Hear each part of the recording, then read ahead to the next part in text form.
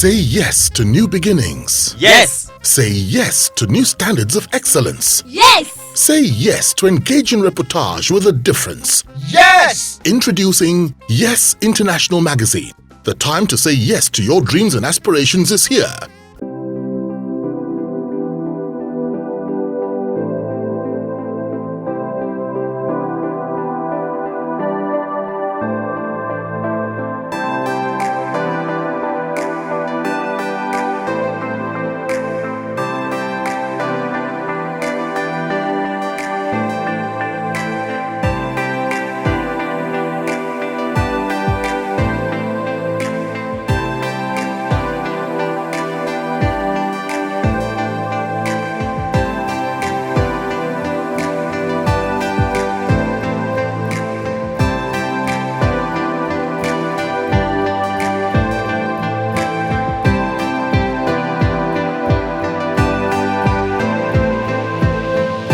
Good evening and welcome to another edition of our Instagram live session. My name, like I always say, has not changed. My name remains Azuh, Arinze, and my guest this evening is Dr. Tunji Olugbodi. Dr. Olugbodi is the Executive Vice Chairman and Group Chief Executive Officer of Verdant Zeal Communications Limited, one of Nigeria's leading marketing communications companies. An English graduate of the Olabisi Onabanjo University in Ogun State, Olugbodi has had an illustrious career spanning over 3 decades and cutting across professions like journalism, advertising, PR, event management, activation, etc., etc. Uncle TJ, like I call him, is happily married to Madam B, and they are blessed with a son that gives him so much joy.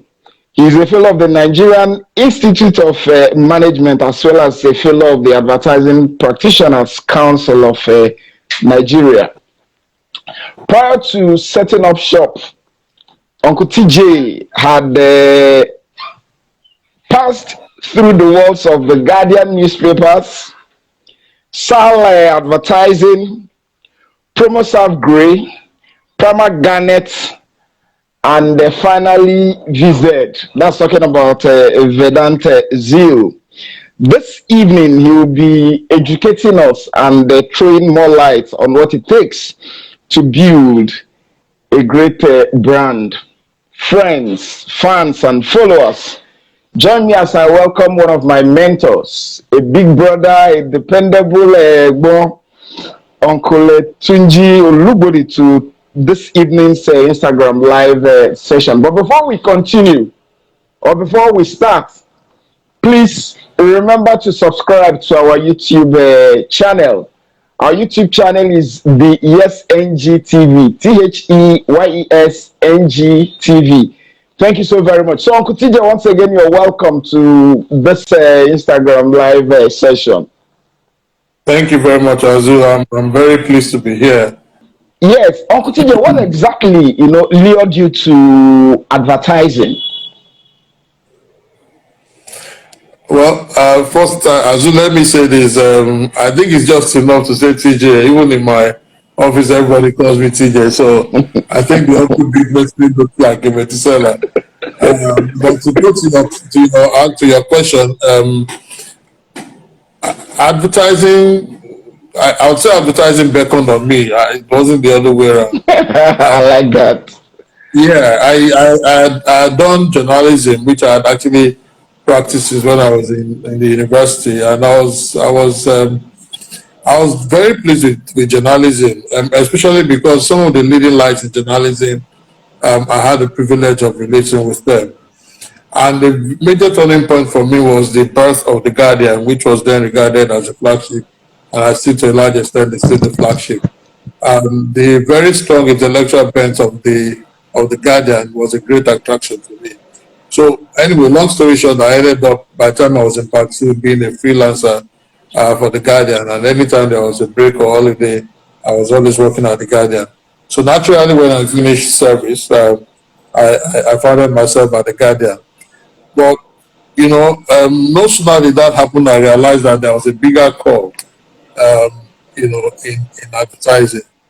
Um, so for me, journalism became the plan, became the bridge to go into advertising, because I thought advertising gave me more elbow room to be able to operate my creativity. So I did start out as a writer as a copywriter in advertising. So that was the attraction for me. The fact that I could create stories, the fact that I could build empires virtually through my pen, beyond the reportorial thing that journalism offered, was a great allure for me. I remember distinctly that the 2 or 3 positions that were available, over 2,000 of us applied for that job, even at that time. And to get into PromoServe, which was my first major break in advertising, I did about 6 or 7 different interviews, so it was quite grueling. So it was quite intentional and deliberate. That allure was just so strong. Interesting. Interesting. Now, I need you to tell us where exactly you started from. Copywriting, media buying, client service.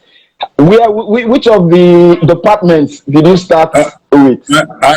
I actually started out originally as a copywriter. Bear in mind, I had worked a brief stint at SAL Advertising, Okay. where I was as a copywriter. That was where I met the great, one of the greatest copywriters that Nigeria has produced. I know that's what they encouraged me to stay on in advertising. But when I was applying again to PromoServe, I applied as as a writer. But in their own wisdom, they say, you know what, you can do better than a writer. You can actually do client service. So I ended up being employed as a client service person. But in SAL, I had met Solomon Ikeda. Like I said, he was and is still one of the greatest writers that Nigeria has produced. So I moved from being a copywriter at SAL Advertising. What do you consider to be your core strength, in marketing communications? Well, I'll put it this way. I mean, the good thing about marketing is that you can continue to evolve over time. One of the lessons I've learned over the years is that you should not pigeonhole yourself. And then I think I was also lucky to have been trained, by very smart professionals who basically had very strong helicopter ability, and that's the way we were brought up.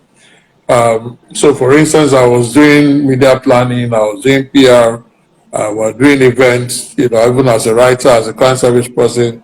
Eventually, I went up to business development. But if you ask me as a person, I would think my stronger aptitude lies in the area of marketing, being able to persuade people, to be able to see the benefits of a particular product or service. I think that is an area that perhaps I register stronger than any other area on the scale of the marketing communication spectrum. All right. Now, these days, I've noticed that people talk more about marketing communications than advertising. Is it that advertising is dying, or why do you think that people are shifting their focus, or people are paying more attention to marketing communications? Well, that's an interesting question. First, let me say advertising cannot die. Okay. Advertising will continue to evolve. And over the years, what advertising does basically is to mirror the society. So you'll find that in terms of that evolution, it's actually a very apt way of telling what the society looks like at any point in time, because it reflects the values, it reflects the truth of that society, it reflects the aspirations of that society, and that is what comes through in the messaging. So in that respect, advertising cannot die. But when we talk about marketing or marketing communication, what it does that it's a fairly broader way of describing all the aspects of advertising, communication, and so on and so forth.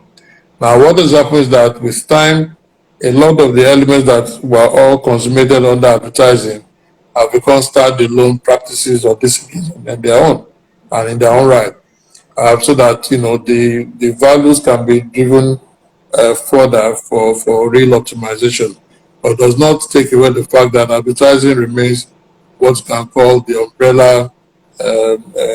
umbrella for all elements that has to do with marketing, with communication, even with PR and so on and so forth. So when we say marketing communication, we're just trying to be as generic as possible. And when we say advertising these days, it doesn't even relate to just advertising above the line, which is radio, TV, press, and outdoor. It takes a little more than that.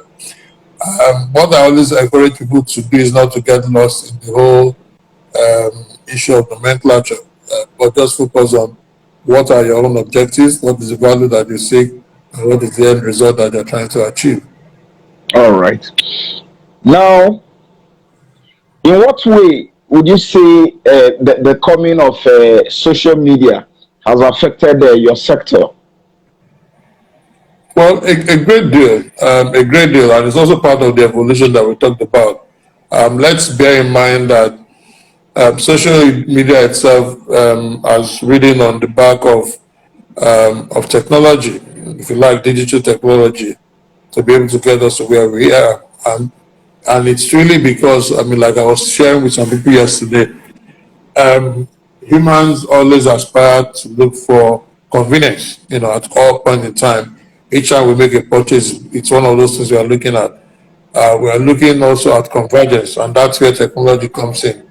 Can I do more things with just one resource? And then invariably, because we are very social animals, we're also looking to make conversations. So there's convenience, there's convergence, and there's conversations that need to come through. Now, what social media has been able to do is to use the instrumentality of that aspiration and desire that has been necessitated or that has been facilitated by technology to make sure that that happens. All right, so social media has really changed a lot in terms of how advertising is done. In the years of yore, we used to talk almost exclusively about advertising being above the line advertising, which is radio, TV, press, outdoor advertising. Today, like I tried to explain earlier, when you talk about advertising, it's a broad spectrum. It actually also includes digital advertising, which can have a subset of content marketing, subset of search engine optimization, email marketing, subsets of so many other things under social media. Apart from the fact that you also have social media handles that you can always use to propagate your brand or your story. So there's a lot of fragmentation. That's what social media has done. There's a lot of clutter from which you have to sift through. There's a lot of what we call inverted identification that you have to do with different platforms for you to get some level of recognition. So invariably, what we find is that social media is a double edge. If you know how to use it, it can really help to propel your products and services. If you don't, you find yourself in hot water and you just be wondering, how did I get to this spot? So but what we can't wish away is the usefulness and the impact if it's used very well. Because again, we've seen situations where, for instance, people 70% of purchases that are made because people have done an assessment through social media, and 50% of some of those purchases are done because somebody has specifically recommended from the experience that they have, so that you can then make that decision that will be helpful and useful to you. So it has shortened the excursion which we have to go through to be able to make purchase decisions, and has also helped to be able to focus light in different gray areas so that we can have greater clarity in terms of what we're buying into. Interesting.